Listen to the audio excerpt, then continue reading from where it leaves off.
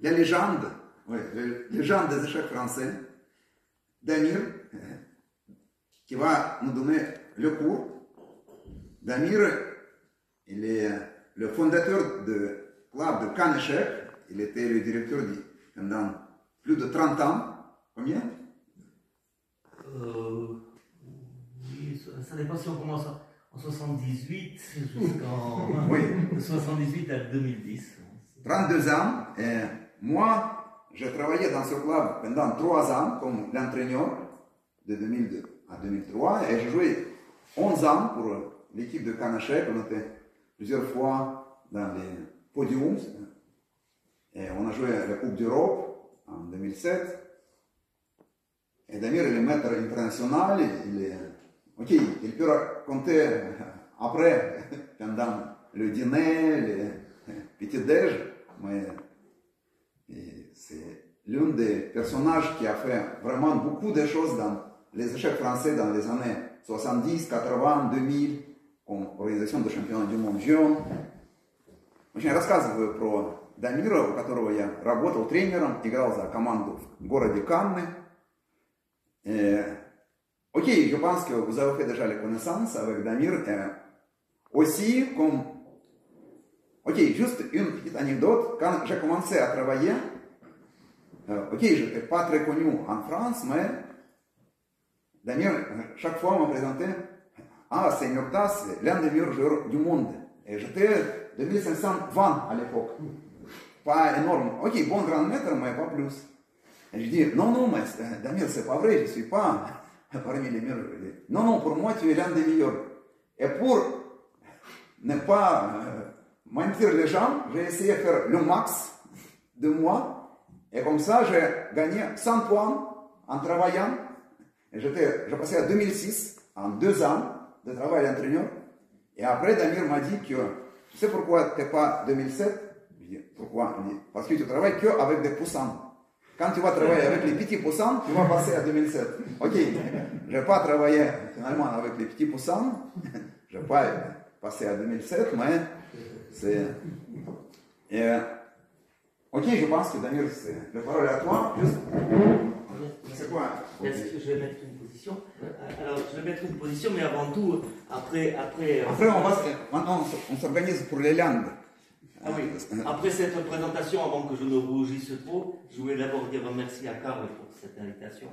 Et ensuite, pour moi, Murtas, c'est un dieu. Pour moi, Murtas, c'est un dieu, en tant que personne, en tant que joueur, en tant qu'entraîneur. Donc j'ai une estime énorme lorsque j'ai appris que Murtas, et Vlad aussi, notre petit frère, était à Monclagora. Mais pour moi, aujourd'hui, hier, en arrivant ici, c'est une émotion particulière. Pourquoi? Parce que c'est une histoire vraiment qui me tient à cœur. Le 13 mai 85, eh bien, Emil Kusturica, un autre dieu, le génie du cinéma mondial, eh bien, gagnait la première Palme d'Or avec un film qui s'appelle Papa et ton voyage d'affaires, à l'époque sous les couleurs de la Yougoslavie. Et ce jour-là, le jour de la Palme d'Or, eh bien, j'ai eu la joie de voir Mélissa, ma fille, naître. Donc, j'ai grandi, j'ai évolué avec toujours cette pensée. Et de me retrouver ici, au temple du cinéma mondial, en cette circonstance, c'est une émotion particulière. Alors, Murtas a dit qu'il avait gagné 100 points en travaillant avec les poussins. Et moi, mon pari, c'est qu'en 70 minutes, vous allez gagner 100 points. Avec un de mes thèmes préférés, l'avantage de... Pardon, la contre-attaque centrale. Alors, je vais... Damir, juste, on s'organise pour les langues. Ah oui, pardon. Sauron, je vais traduire à Sauron et Ildana en russe.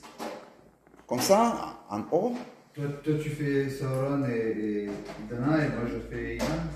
C'est ça? Oui. Ok. Non, Damir. Let's get next to each other so I can translate to you what Uncle is going to be saying. Bon, tu peux traduire aussi pour Sauron. En anglais? En anglais, oui. Ah, ok. Нет, оставайся здесь, сиди. Сейчас я стул возьму.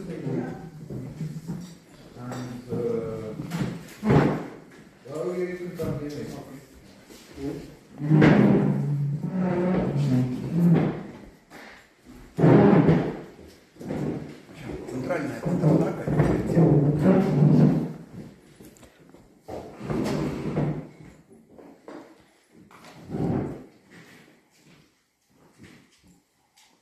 Alors, je vais vous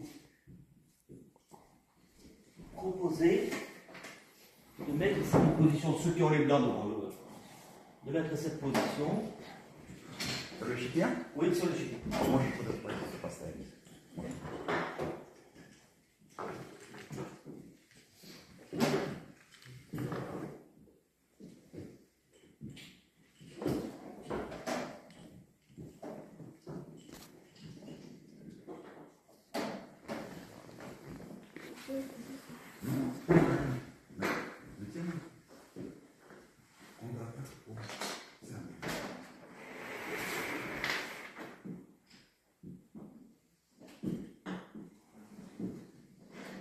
Alors, position étude numéro 1.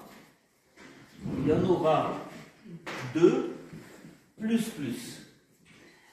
Le thème, c'est contre-attaque centrale. La position est issue de la partie Alexandre Alekhine, avec les blancs, contre Marochi, Karlovy Vary, ex-Tchécoslovaquie, 1923. Alekhine, on ne le présente plus, mais Marochi, peut-être moins connu, était un des top grands maîtres à l'époque, dans le top 5, 6, 10 à cette époque-là. Donc, sur les l'Europe centrale, il y avait des forts grands. Très au blanc, oui? Alors, très au blanc, Под белый. non, très au noir, mais Прям под черный. lorsqu'un principe général, lorsque, ouais, c'est bon, c'est bon. Alors, principe général, lorsque vous devez étudier une position, il est important de savoir qui est mieux. Важно понять, у кого лучше. It's very important to know, yeah, okay, so I can mix now. I'm doing As you want. Ok, c'est important de savoir qui est mieux. Pourquoi? Важно понять, у кого лучше. Pour avoir l'objectivité de la position. Чтобы объективно оценивать. Il faut savoir qui est mieux. D'accord? Alors, ici, pour faire l'analyse de qui est mieux, il y a 3 éléments de base qui sont connus. D'accord? Premièrement, on regarde la structure de pion. Deuxièmement, on regarde la sécurisation des rois. Et troisièmement, on regarde l'activité des pièces. Et en fonction de ces 3 mix, on arrive à une conclusion. Ici, la position est très facile. Elle est hyper facile à comprendre. Alors, on fait ensemble très vite. Y a-t-il des pions doublés? Non. Y a-t-il des pions isolés? Non. Y a-t-il un pion géré sur une colonne? Non. Il n'y a rien à dire sur les pions, vous êtes d'accord? Rien à dire. Deuxièmement, sécurisation du roi. Rien à dire pour le roi blanc, on vient de commencer l'ouverture, rien à dire pour le roi noir. Cependant, une petite différence. Il y a une petite différence. Le pion F. Petite différence, c'est important pour la suite. Donc, légèrement mieux pour le roi blanc. Dans l'activité des pièces. Qu'est-ce qu'on dit pour l'activité des pièces? Premièrement, on regarde les pièces les plus importantes. Pour les blancs, la dame C3, très bien. Pourquoi très bien? Parce qu'elle est sur une colonne intéressante, coordination avec la tour, et elle contrôle la case 5. Elle est bien placée. Les tours, elles font de l'accordéon. Elles se regardent. Le grand maître Nicolas Spiridonov, notre ami, qui est décédé il n'y a pas très longtemps, qui a été un des entraîneurs de Maxime, il me disait l'anecdote lorsque à Pleven, pas très loin d'ici, finalement en Bulgarie, il disait, quand j'avais 10 ans, son entraîneur disait que les tours devaient se regarder. Et ça, vous savez, ça veut dire beaucoup de choses. Ça veut dire que le développement des pièces est fait. Les tours doivent jouer de l'accordéon. C'est pas mal comme image pour un enfant qui progresse. Donc ici, les blancs, super. Maintenant, l'activité des pièces mineures, le fou très bien, le cavalier très bien. Finito. En 30 secondes, on a fait pour les blancs. C'est important. Maintenant, les noirs. Dame 7, très bien. D'accord? Très bien. Elle est développée, elle est sur la 7e, elle est sur la meilleure case. Qu'est-ce qu'on peut espérer de plus? Elle n'est pas en A5, elle n'est pas en B8. Ça va. Les tours A, elles ne sont pas en accordéon. Normal, on a les blancs, on a le trait, c'est normal. Les pièces A, si le cavalier est bien, eh bien, ici ça saute aux yeux que le fou, c'est lui qui est un mauvais. On arrive à la conclusion que c'est pas besoin d'ordinateur. D'ailleurs, je ne veux même pas contrôler qu'est-ce qu'il dit l'ordinateur de cette position. Je veux simplement raisonner en tant qu'humain. Bip, bip, bip. C'est ça. C'est le fou, c'est 8. Les blancs ont un avantage durable, on a vu. C'est intéressant. Parce que tout à l'heure, l'exemple de Murtas était basé sur le fou, c'est 8, mauvais fou, dans la société française. Et regardez, en quoi c'est intéressant l'exercice qu'on a fait tout à l'heure avec Murtas, c'est qu'il est universel. Donc, bien comprendre la position qu'on a vue tout à l'heure, c'est comprendre 50 autres types de positions.